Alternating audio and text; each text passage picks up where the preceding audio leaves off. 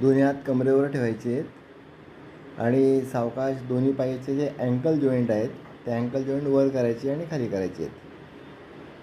वर करताना थोडासा श्वास घ्यायचा आहे आणि श्वास सोडताना पाय खाली करायचे आहेत. गुड.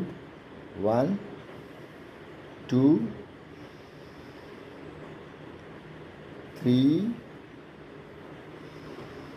याच्यामुळे पायाचे अँकल जॉईंट मजबूत होतात, पायांच्या गुडघ्यांनाही चांगला छानपैकी ताण पडतो आणि पायांच्या पोटऱ्या अजून जास्त स्ट्रॉंग होतात आणि आपलं पायाचं जे ब्लड सर्क्युलेशन असतं ते अगदी छान राहतं.